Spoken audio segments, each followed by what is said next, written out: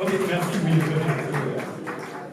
Ça, c'est une belle opportunité. Nous avons un guide pratique pour l'information et le choix des filières. Fondateur de l'établissement para-universitaire Asana Formation, Waliou Aïné a procédé ce mardi au lancement officiel du tome 1 de son ouvrage intitulé Guide d'orientation scolaire.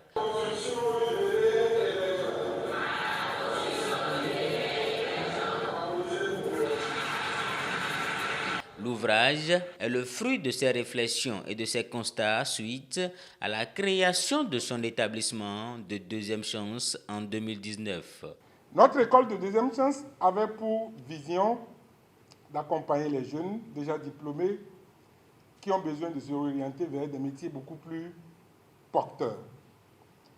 Mais à notre surprise, nous attendions des jeunes de moyenne d'âge de 20 à 30 ans, mais nous avons des papas de 40 ans qui arrivent et qui disent que vous dites là, ça m'intéresse. Parce que moi-même, je suis allé faire telle formation parce que telle personne m'a dit. Mais après, je me suis rendu compte que ce n'était pas pour moi. On s'est rendu compte que l'orientation, nous devons concentrer toute l'énergie nécessaire pour l'orientation des jeunes. Je suis allé partout dans le monde entier pour voir comment les autres aussi ont fait. Et pour moi, la meilleure manière, c'était d'écrire ce document en français facile, accessible à tous, que nous allons travailler à vulgariser. Administrateurs et directeurs d'école, parents et apprenants, ils étaient nombreux présents à cette cérémonie de lancement officiel. Empêché, le ministre de tutelle a dépêché sur les lieux l'inspecteur Jean-Pierre Bioyara. Le ministre me charge de vous dire qu'il est en plein accord avec le travail qui se fait ici, parce que le choix du gouvernement est aujourd'hui d'inverser la tendance des effectifs à l'enseignement du second degré. Désormais, d'ici 2030, il faut que dans l'enseignement secondaire général, nous ayons 30% de nos jeunes et dans la formation technique et professionnelle, 70% des jeunes en âge d'aller dans le secondaire.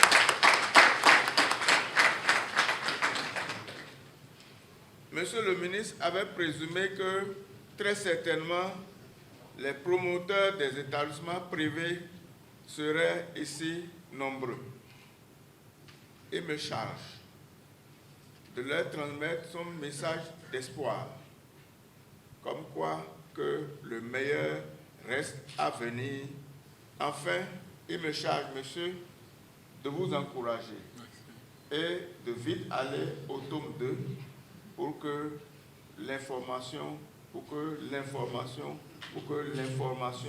passe et repasse. Je pense que cela va certainement aboutir à quelque chose de positif. Vu toute l'assistance et tout l'engouement, déjà les gens commencent à lever leurs mains. Ça veut dire qu'ils veulent acquérir le contenu de cet ouvrage. J'espère que les utilisateurs quand même trouveront des réponses à leurs réflexions et aussi que les apprenants seront guidés, trouveront les voies pour l'accomplissement de leurs rêves et la réussite dans leurs projets. Plus qu'une arme de lutte contre la démotivation et le décrochage scolaire, ce chef-d'œuvre de 56 pages est une boussole indispensable pour les apprenants, les éducateurs, mais aussi les parents d'élèves. C'est pour la première fois que quelqu'un ait eu l'initiative de créer une école qui a vocation de se consacrer à l'orientation de nos enfants et donc à l'orientation de nous-mêmes, éducateurs et promoteurs d'établissements. Réorienter notre façon d'enseigner, notre façon de recevoir et d'inscrire les enfants dans les classes, sans la moindre question qui nous permettrait d'orienter nos enfants.